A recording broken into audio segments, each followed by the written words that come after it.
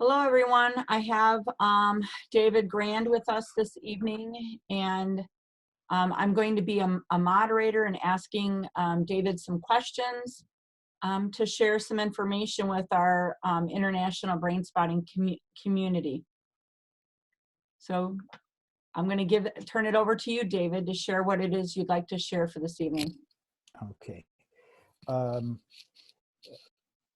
As you know from the email that we're sending out, because of the worldwide COVID-19 coronavirus pandemic, we are going to have to reschedule the conference that was scheduled for July 2020. And we are actively in the process of rescheduling it for the year 2021. And we want everybody who is registered to maintain the registration. And we are also, for everybody who maintains the registration, we are going to be offering content between now and the conference, which will likely be towards the middle of 2021. And this is the first piece of content. We're going to have people who have already been accepted to present at the international conference, present online their workshop, so that you're not going to have to wait all the way until 2021. But again, as part of your maintaining your registration, you have the opportunity to get a good amount of the content leading up to, all the way through and leading up to the conference next year. Now, of course, you can't go to every single workshop. So some of the workshops you see here, then you won't necessarily have to go to. You'll be able to go to other ones, or you may want to go and see the person in person. But I'm giving the first introductory workshop. I forgot to mention, by the way, that we'll probably be putting on new content for you once a week. So there's going to be every week another workshop that's going to be coming up once we get rolling with this. So there's besides wanting to support the Brainspotting community, Brainspotting International, and the conference itself, there's a real benefit for you to stay with us, and you'll be receiving on a regular basis different workshops. If you can't make the workshop, they're going to be in a library that you will have access to only for people who are registered for the conference. And this is the initial one. We are now sitting here in, this is the end of March 2020. If some of you watch this, down the road, you may be watching this a month later or 6 months later. Right now, we're in the United States and in the world, right in the middle, and hopefully in the middle, not in the beginning of this terribly tragic, world-changing crisis. But one of the manifestations of this is that for many therapists, you can't go to your office. Right now in a good part of the United States and in much of Europe and in other countries in Asia, I'm not sure what's happening in Australia, and in some countries in South America, or if it hasn't happened yet, it will happen. People are ordered to stay at home. It's called shelter down, lockdown, has different names. But the manifestation of this is that we as therapists can't go to our office and see our clients or see our patients, if that's the term that you use. Now, for many of you, you've never done work, we call it remote therapy, whether it's video via Zoom or whatever platform you use, or telephone, which is viable. And the idea, even more so, of doing brain spotting, not in person, but on a video platform or even on the telephone, may seem like a big question mark or an impossibility. Well, I'm going to be presenting to you not only how I am doing it, but how I have done it for many years. Because I work with performers, stage performers, artists, and athletes. I've been doing this kind of work for many years for people who can't come to me in New York. Just to tell you my story, today is Wednesday, and a week ago Friday, I woke up and I heard the news, and I knew that I was not going to be able to continue to go into my office, which is in Manhattan, which right now is a ground zero for the virus and for its spread. Um, but I went in for that last day, and I saw my clients, and I turned off everything, and I knew I was not going to be there for definitely weeks and probably months. And since then, I've come home, and starting on that Monday after that Friday, I started doing sessions from home. And I've been doing most of my sessions on video, but some of them by telephone. And I've been doing brain spotting with everybody. Quite interestingly, last week I saw a new client for the first time, and I saw her on Zoom on my phone. I don't. This is the way that I do brain spotting. And uh, if you think it's you can't do it on a computer screen, then you would think you definitely can't do it on the brain spotting on these screens, but you absolutely can. And so I started a new therapy process with somebody, and I just saw her today for the second session, profound processing. And so it really can be done. Um, uh, I Everybody's going to find their own way to do it. And like we say in the brain spotting trainings, we don't tell you how to do brain spotting. We tell you how we do it. We explain why we do it as we do it. And we invite you to take brain spotting and make it your own. Well, the same goes for this. So I'm going to tell you what I do. And there are others who are posting about this on Facebook practitioners and other places. So there is other information available. I'm not sure exactly how relevant this is to every country throughout the world. For some, it's exactly in the United States. For some, it's a little bit different. For some, it's completely different. So take this for how you do it and sort of um, meld it into or amalgamate it into the way that you work yourself. The main thing is the relational piece. Okay. And many people, if you haven't done remote work, you can feel like, well, the relational piece is just not going to be the same, or it's going to be gone. And of course, when you're in the same room with a person and you're right across from them, there's a type of intimacy and energy exchange that just doesn't exist if you're doing it remotely. However, human beings are incredibly adaptable. And what I find is that if there is a drop-off from face-to-face in the office work to remote work, that it is not significant. 10% maybe at most, maybe at the worst case is 25%. But even if you're doing 75 to 90% of the brain spotting effective work that you were doing in your office, people are getting a lot of help from that. But I actually find that I don't really feel there to be a drop-off. And as I always do, I interview my clients about this. So in this context, we may even find that there are some clients who actually prefer doing it this way for who knows whatever reason. And on a practical basis, if you don't have to get up and go and travel to your therapist's office and take the train, the bus, or park, you drive and park the car, there are certain advantages to that as well. So I was talking about the relational piece. If you let yourself kind of get used to it, if you don't fight yourself, if you don't come with certainty, any certainty about how the process is, if you approach remote therapy from the uncertainty principle, you'll find that you and the client find their way together with this. And remember, people are coming to us because they need help and they want help. And if this modality provides it to them, then they're happy about it.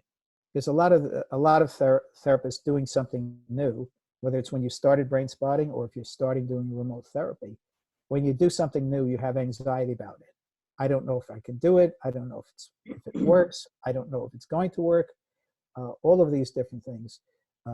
So be mindful of your own limbic countertransference of your anxiety about doing something new, and recognize that your clients may have little or no anxiety or concern about it. If you approach this with confidence, and you approach this with the belief that an effective modality to work with your clients. They will feel it, they will take it in, and they will go with it. But if you approach it with hesitance, ambivalence, even fear, they'll pick that up also. It's so powerful that they'll probably get past it, and then you'll get swept along with it. But just know that your attitude towards doing the remote work is going to be what determines the client's attitude towards it. And if you're positive and encouraging and enthusiastic and optimistic, your clients will be as well. So other than that, I guess most of you, if you're shifting over to remote, it's going to be with clients who you've already been seeing. So the relationship is there. And that being the case, instead of thinking about how it's different, I encourage you to think about how it's the same. And that when you look at your client and they look at you, after a while, you start to almost, it's good to have some distance from you and the computer. So it's actually like you're in your office and that you're looking at the client, they're looking at you, and you start to almost feel like you're in your office once the process really goes. And it's really quite interesting how that happens.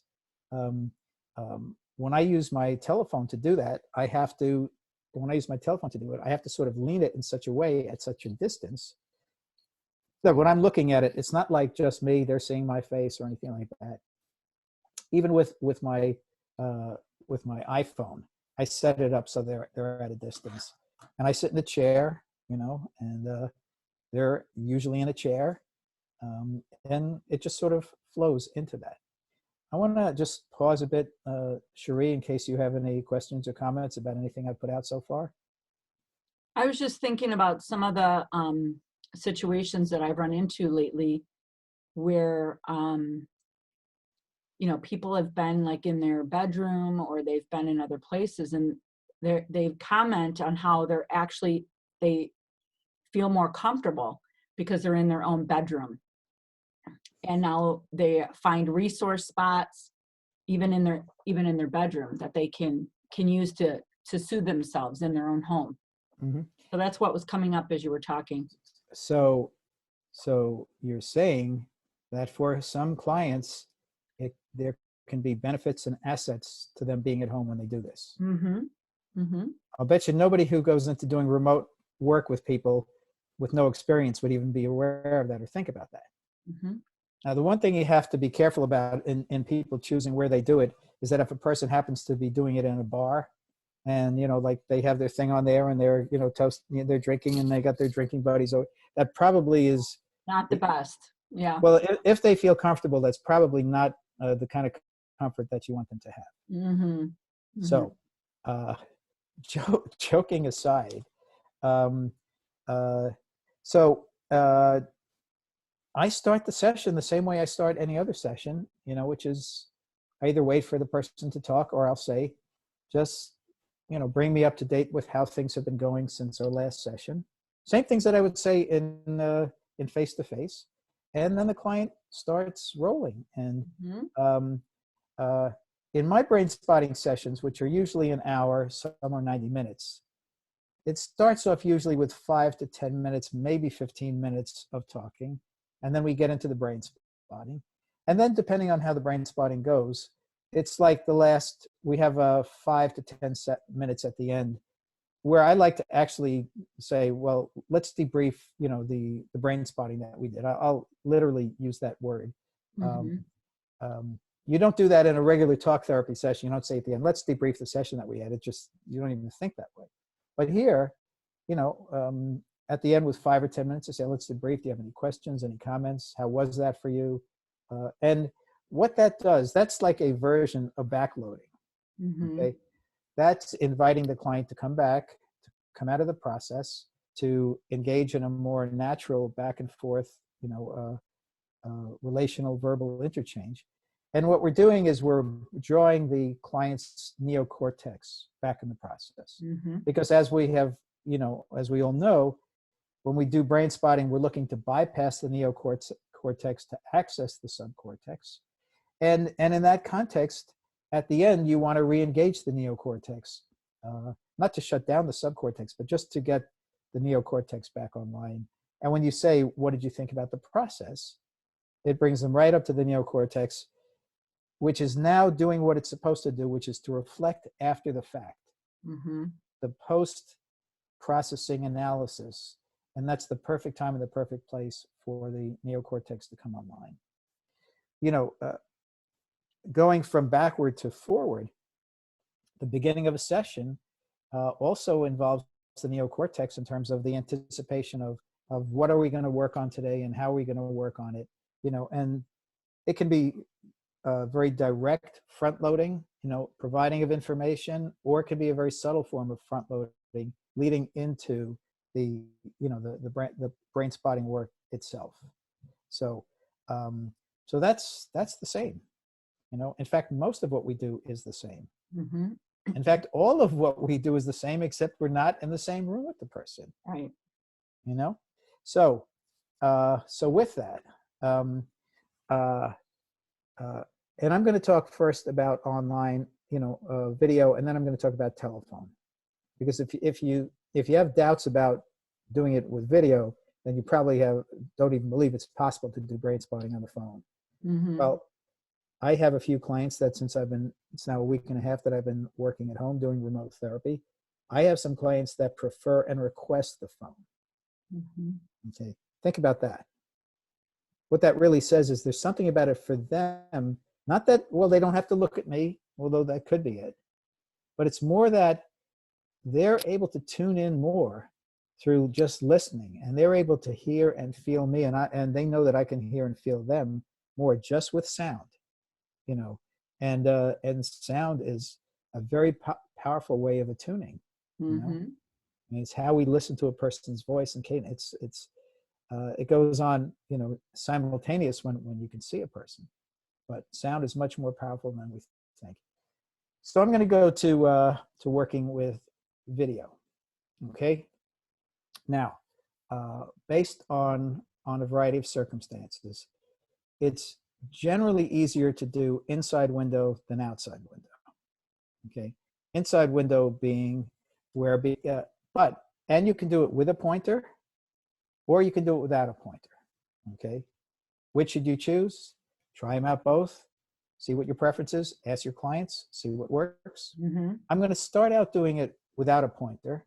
And Cherie, you're going to be, if you can be on the screen when I'm doing this. Mm-hmm. Okay. Um, so we've already gone through all the different issues of the choice of the issue and the checking in the activation of SUDS and where do you feel it in your body. And just we're going to mock this up, and I'm going to say to you, Shri, I'm going to ask you to look in 3 different directions. And when you do, we're looking for where you feel it the most. Okay. Where you feel that activation in your body the most, or just you feel like the issue is most present, or you have the most access to it. Mm-hmm. So start by looking at something to your right. Mm-hmm.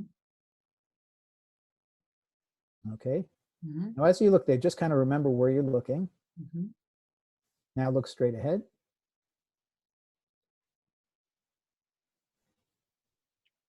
And now look off to your left. Where do you feel it the most, or feel the most access to it? To my right. Okay. You're right on it right now? Uh-huh. Okay. Now we're going to go check out the y-axis. We're going to see whether you feel a little bit more if you look straight above, not too far, but a little bit above Okay. that spot, back at the spot, Uh-huh. or if you feel it more, the axis more looking below the spot. I like it at. You like it at? Mm-hmm. Okay. Okay, we have our spot. Mm-hmm. Okay, we can come off from this now. Now, keep something in mind. We teach in phase 1 that there's 1 spot for outside window, 1 spot for inside window, 1 spot for gaze spotting. But if you do brain spotting for 2 or 3 weeks, your clients will already jump around on different spots.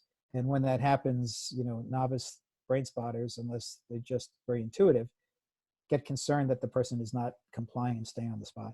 Well, we know brain spotting has nothing to do with compliance. But in that context, just know that that person, they're not looking at the pointer, okay? They're not looking at that spot on the pointer, okay? And if they come off of that spot, it's really not because the pointer isn't there. It's really something else has drawn them in a different direction. Mm-hmm. And what we say in brain spotting is that when a client moves away from the spot, away from the pointer or the gaze spot, we never look at them as moving away from it. We're always looking at where they're moving towards. Brain spotting is positivistic. So if Cherie starts off, just go back to the spot you were looking at, okay, the one that you liked. Yep. If after 5 minutes, just let your eyes pop to another spot, right there. If Cherie just did that, okay, I wouldn't say anything, and I wouldn't think there's anything wrong. I would just let the process go from there. And at some point, I might guide her to go back to the original spot or just check it out, or I might not, depending on how the situation flows. Okay. So just know now, I'm going to have you look at the pointer here. Okay. Are you looking at the pointer? Yep, I got it. Okay. In looking at the pointer right now, Cherie. Okay. Actually, let me move it to the other side. Oh, it's more of the, I want it actually more on this side. Okay. Even if Cherie is looking at the pointer and she's locked on that pointer, okay, she just pop your eyes off of it in another direction. Okay. That happens. Keep the pointer there, just like we teach you in phase 1. Don't move the pointer down. There's now 2 spots. There's the initial pointer spot, and then there's that gaze spot that you jumped off to. Right. Okay. This can happen. So don't think that if the person comes off of that spot, the inside window spot that's not done by pointer, don't think it's because you don't have the pointer, because there's no pointer there. It's going to happen either way. And we see that happen all the time. Now I'm going to show you how to find the spot. Now let's say you're a different client. And it's a different issue and different suds and different body, feeling the body. I'm going to use the pointer to begin to look for it with you. Okay. So do you feel it more to your right? More in the middle? Or more to your left? It's in the middle. Middle? Yep. Right here? It's a little bit more above eye level? At eye level? Or below? It's at eye level. It's like right near the tip of your nose. All right. Guide me. I want to get it exactly. Yeah, that's it. Right there. You're right. You're right nostril, David. Okay, here we go. Here we go. It's just that precise. Yeah. Now, for those of you who are watching this, it really looked like Cherie looked a lot more, when we did the first part without the pointer, like she looked a lot further off to her right and a lot further off to her left, and she probably did. Okay, what does that mean? It just means what it means. It might mean that you might be more effective doing it without a pointer if the person's going to have a wider visual field, or it might not mean that. How do we know? It's uncertainty. You try it out, you explore. And when you're not sure about anything, you always ask the client. Okay, so so that's the way, the 2 different ways that you can, with video, do inside window. Okay, any comments you want to make on that, Cherie, or not necessary if you don't have any? No, that was a really good demonstration. I mean, I like what you said about when people take their eyes off, because I think doing the teletherapy, that will happen as you're watching.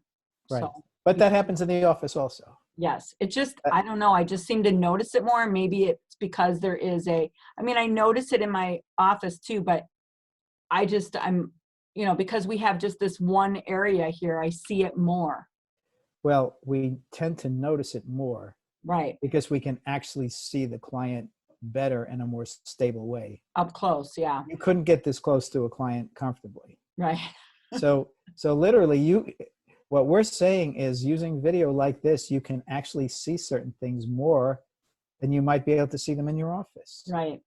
It's just facts. Okay? And I think the other thing is that, not that I'm not attuned, I consider myself a very attuned therapist, but I think I really, with this, I want to make sure I'm not missing anything. So I think I don't know if I'm working a little harder or that I'm more engaged because of the technology. I'm not exactly sure what it is, but I'm really paying attention.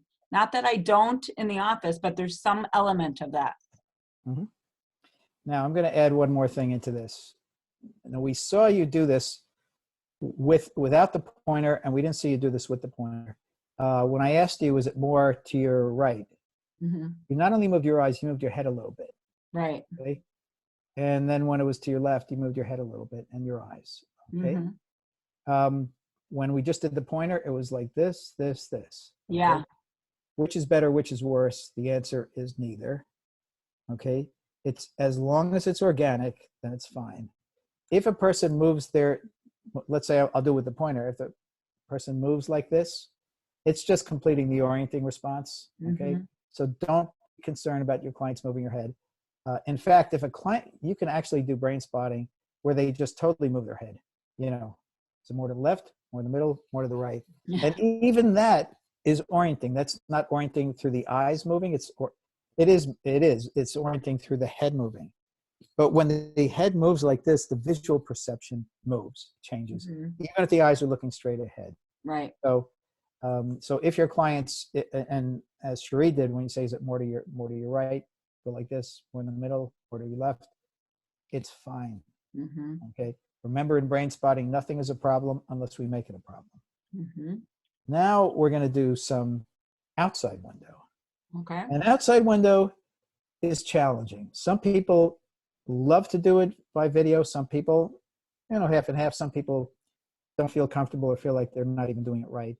Mm-hmm. It doesn't matter. If you can put outside window aside, it's really not going to take away anything. But let's just say you have the issue, the suds, where you feel it in your body. Mm-hmm. And I'm going to have to put on my glasses for this because I want to really see. The other thing that you can do is you can also put this where it's speaker view or blow up. You can spotlight the video so that you can make the person bigger. I don't like pin it.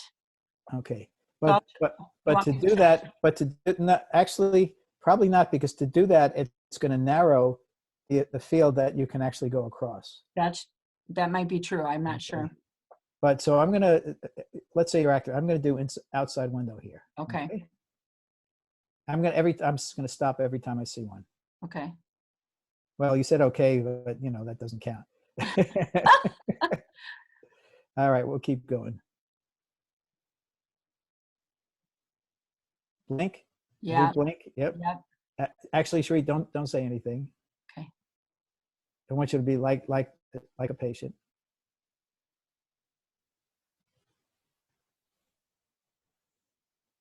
Okay, there was a blink and a nod. Mm-hmm. It's a double. When you start getting 3, 4, we call it a cascade. Mm-hmm. There was a blink and a swallow.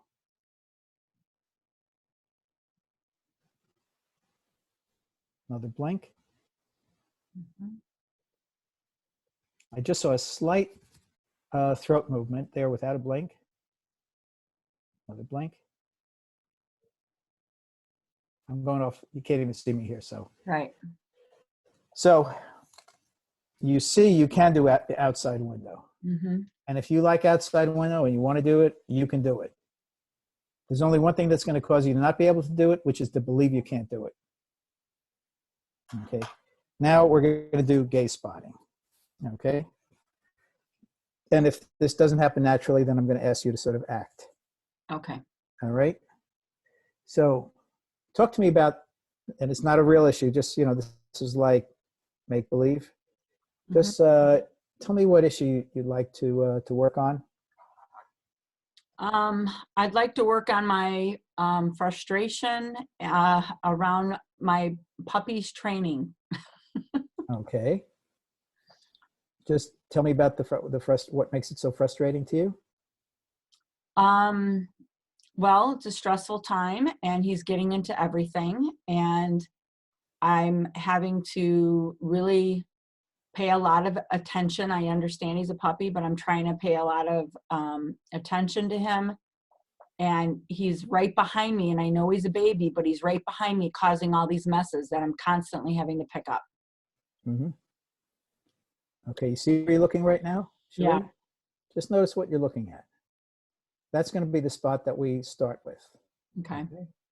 Now, by the way, okay, there was a secondary spot. There was an immediate spot, a flicker spot. It was up like over here. Cherie, did you notice you looked up to your right? Just look up to your right again. It's a lot further to the right, a lot more up to the right, even a little higher. Yeah, it was kind of around there. Okay. Hmm.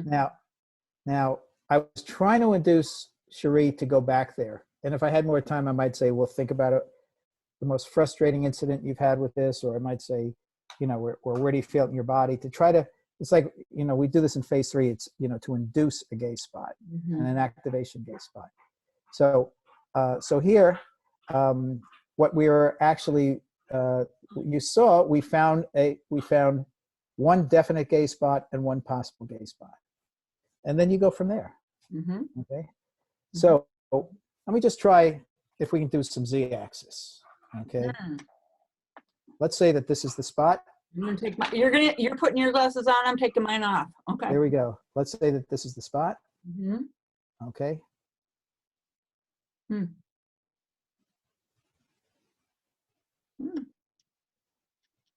Are you perceiving distance? Mm-hmm. Okay. Mm-hmm. All right. So that works. And let's just, with one eye, if your clients don't have goggles, one eye goggles, which they likely don't do, and you want to at least do it temporarily, just cover one eye. Let's see, do you feel it more on this side? Or switch to the other side? Yeah, more on the right side. Yeah. Mm-hmm. Okay. Now, some people will have their clients get, that they have like, sleep masks or things like that, where you just can kind of put it like this, or one eye patch or something like that. If a client really in the office, you've done a lot of one eye brain spotting with them, you may want to get an extra pair of goggles and send it to them, or have them obtain it. So that's another possibility. So really, just with video, we've covered pretty much everything. Okay. And the process goes from there. Anything that I missed, or any other things you want to throw in? What came to my mind when you had the pointer up like this was not just doing the sweeping, but like, look, you kind of had the pointer up close. Right. And I was looking at the pointer, but then I also was able to look beyond that to your wall. Okay. And do it that way too. So you're actually, first you were doing proximity. I like the version of proximity. That's again a phase 3. Right. That just means bringing moving it, closer in. And we call it a sweep, moving it further away. Yeah. But you're talking about doing z-axis, where person can look through the pointer to, either look at the pointer or to the distance spot. Correct. So you actually can do z-axis in that way as well. So we've pretty much covered all the different ways that you can do all the brain spotting you've learned. And if you've gone to phase 3 or phase 4, you can do part spotting, or double spotting, or brain sweeps, proximity, or body spotting, or dream spotting, or expansion spotting, the phase 4 things. Right. So the possibilities are there for you to do everything. Okay. Now we're going to go to doing telephone, brain spotting on the telephone. Okay. And first of all, you don't want to hold the telephone to your ear the whole time. I have my, I want you to assume that I'm plugged in right now.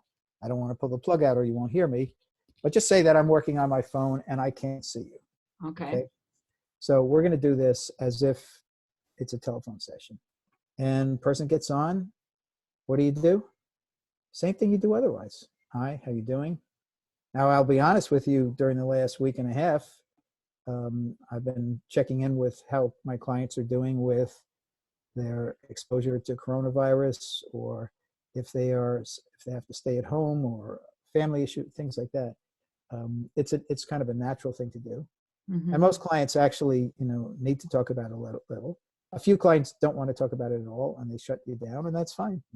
We follow the client wherever they go, stay in the tail of the comet. But let's say, and I'll say, well, I'll do the same thing. Those of you who are listening now, just close your eyes. Okay, you close your eyes so you imagine that I am doing this with you on the telephone, and or you look away from the screen, look in a different direction, and say, well, what would you like to work on today? And the person says whatever they want to work on. And I usually will ask a person to tell me more about it, unless they come in very activated. And that's in the office. We do the exact same thing.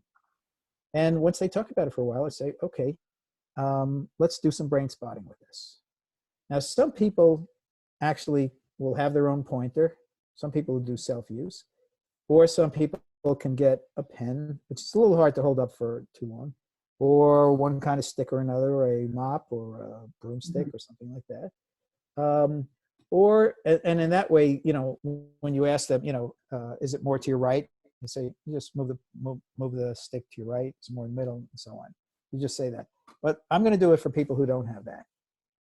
Okay. So we're on the phone. We have the issue. I'm talking to someone who had 3 car accidents in the last year. Okay. And has a lot of trauma about driving, even more trauma driving now with the current issue, because whatever traumas people have, the pervasive, nature of the COVID-19 and how it's affecting everybody around the world, it exacerbates everything. Okay? So say, well, okay, are you activated? Yes. Are you focusing on anything particular, or is it more just general activation when you think about driving or the accidents? Well, I'm actually thinking about the second accident, and I'm thinking about after it was over when I was being taken to the hospital. Okay, so with that right now, how activated are you 0 to 10? And the person says, they say 8. And where do you feel it in your body? Well, it's strange, but I feel it in my elbows. Okay, now we're going to find the spot where you feel it the most, and we're going to find it by you looking either off to your right, towards the middle, or the left. So the first thing I want you to do is be aware of where you feel it in your body right now. Look off and find something off to your right and just look at it, just an object or a point or something, and see whether you feel it more or feel more access to it looking to your right. And then after 5, 8 seconds, now look at something straight ahead and see if you feel it more looking straight ahead. Now look at something to your left. And remember whatever it is you look at. So do you feel it more to your left, more in the middle, more to the right? You can go back and check it out. Well, it's really strongly to my left. Okay. And is it more above eye level? I'm already there above eye level. Okay. I know exactly where it is. Okay. So that spot, I just want you to keep looking at that spot and to process and see where it goes from there. And then you go just as it goes from there. Well, you might ask, well, what if the person comes off and goes on a gay spot? Well, the fact that we don't know it, and they probably won't tell us, doesn't mean that it's not going to be effective, just like we could actually see them do it. So again, that's the core way of doing phone work. Okay, and if all you do is use inside window, it is very effective. Don't think about what you're not doing, think about what you are doing. But it is also possible to do gay spotting. And it's like kind of that induced gay spotting that we were talking about. What you do is you cue the person to it before you even start and say, when we do this, you're going to start looking at certain spots on your own. I just want you to be aware of it, if you can be aware of it, especially if there's like one spot that your eyes really go to. Okay, so the person's talking about it and so on, and say, okay, really, just be aware of what feels activating and where you feel that in your body. And with that, where are your eyes looking right now? Okay, this is on the phone. Okay, and the person might say, well, I'm actually just kind of looking at my right shoe. I'm sitting here and my feet are up and I'm looking at my right shoe. Okay, just keep looking at your right shoe and let's see where it goes from there. Okay. Or you might say to a person, you might really say that to them and say, well, I've been looking at 3 different spots. Okay. Try looking at all 3 of those spots and intuitively choose the one that you feel will help you the most, is another one. Or a person says, well, I was looking all over the place, and I don't really know where I was looking. That's okay. Then you can go back to the inside window. Or a person says, well, my eyes were closed. Oh, that's a terrible thing. You can't close your eyes. You can't do brain spotting, except for the fact that you can. Mm-hmm. because it's organic. Now, if the person happened to close their eyes, we visually orient with our eyes closed. It's just that the imagery is coming more from the occipital cortex than it is from the visual stream coming in from what we're seeing. So in that context, you can have the person, if they say, well, my eyes are closed, you say, does it feel like that's the best way for you to get access to this? And they say yes. You say, well, we're going to go from there.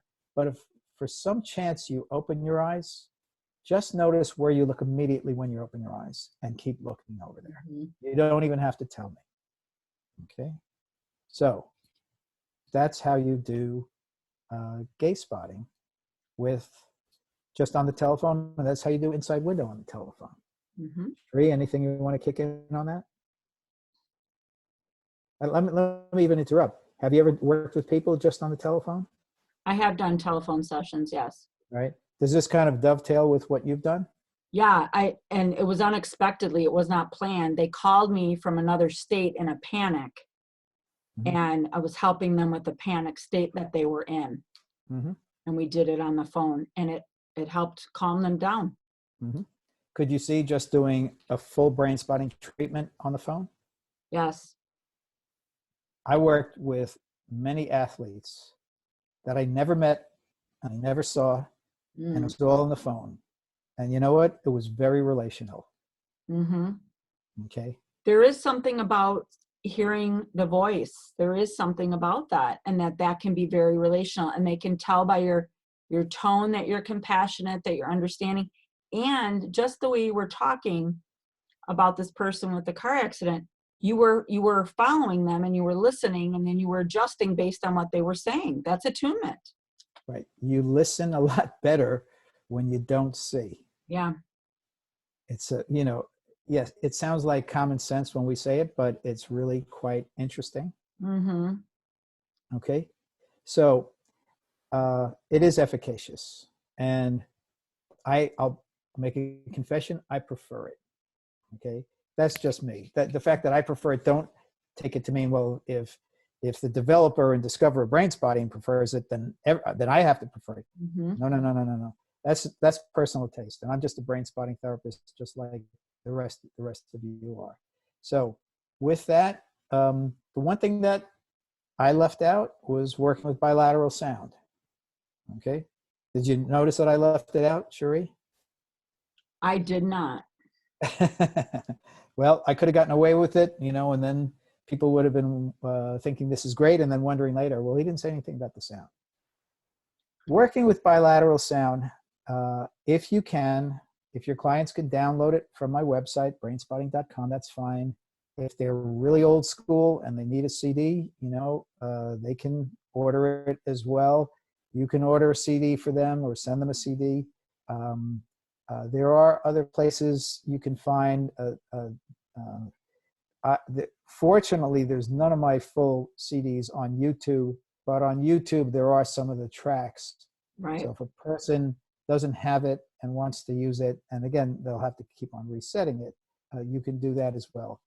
But sometimes you find yourself working more without the sound when you're doing it remotely because it's not in your office, Right.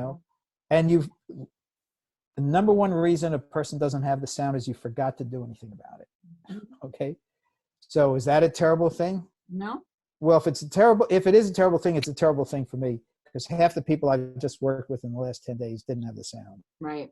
And is it possible? The sessions all went fine. Mm-hmm. Is it possible that the sessions would have went better if we had the sound? It is possible. We'll never know that. Okay. Am I trying to get some of them set up for it? Yes. Do some of them not want to do it? Yes. Do some of them forget to order it, or it's just like they didn't do their homework? Yes. It's fine. If you can do it, do it. But if not, it's fine. Mm-hmm. And you'll find out with those clients you work with without sound, you'll find out how powerful brain spotting is on its own. Mm-hmm. If you didn't know that already. By the way, if a client says, well, I don't have headphones, but I have stereo. Can I sit between the two speakers or whatever it is? And nowadays speakers are not just, these big things. You get these little guys. Absolutely. Okay. Is there a loss? Is there a drop off doing it this way versus piped into the ears? Possibly, maybe. I have no idea. Does it work with speakers? Yes, absolutely. So, so that's the other aspect of that. So I anticipate that the soonest I will see a client is 2 months, but I think that's very optimistic. I think it's going to be 3 to 4 months before I see a client face to face. Okay. And in that context, most importantly, my clients don't lose their therapy. And of secondary, but of also great importance, I don't lose my income. Mm-hmm. When you shift over to remote, do some people just not come or drop out? There's a certain attrition rate with that, Mm-hmm. but it's kind of survivable. But keep something else in mind. When you start doing remote therapy, you can actually start to draw clients to you to come for remote therapy who wouldn't come or couldn't come because they're not close enough to come. Now, in the United States, we have issues of license and that you're not supposed to do therapy across a state line. That's where remote therapy comes in. And I'm going to leave that. If you're in the United States, I'm going to leave that to you. I bet you it's not an issue in Europe going from country to country, especially in the European Union. But even outside of that, I bet you it's not an issue. It's probably just a crazy US kind of thing. And also in terms of the platforms, okay, in the United States, Zoom is HIPAA approved. If you're outside the United States and I say HIPAA, you have no idea what I'm talking about. It's not a type of a hippopotamus. It's a state. It's a federal law, and I believe Skype is not HIPAA approved, and so on. So I'm not going to tell you what to do. Okay, you make your own decisions about that. You know, some, if not most of you, will feel more comfortable if this is relevant outside of the United States. If it's not relevant outside the United States, forget about it. But some of you will feel more comfortable doing that which is acceptable to the government and so on. Some of you don't care. Okay, that's your business. It's not for me to tell you what to do or to judge you on that in any way. And in the United States, if you're going across the state line and so on, you know what? Just do what is morally correct for yourself. You know, and if you happen to feel that helping a person who's in desperate need is more important than, you know, than going across the state line, like literally, you live, 2 miles from New Jersey, and I'm in New York, and you know you can't do it because you don't have a New Jersey license. That's up to you. Okay, I just wanted to mention that because that happens to be an issue. Mm-hmm. So now in the United States, telehealth and telemental health is not only accepted, but under these circumstances, they're loosening a lot of the laws and the requirements about it. I have no idea where this is at when you come to Europe, South America, Asia, Australia, Africa, so on. Mm-hmm. And I'm sure in many parts of the world, what I'm talking about seems silly and irrelevant. Okay, to American therapists, this is all a big deal and everything. So, in conclusion, okay,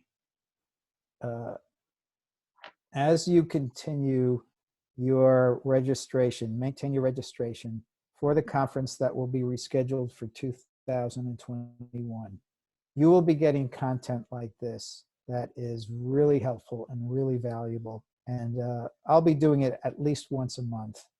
But we're going to be having the experts from around the world doing these workshops.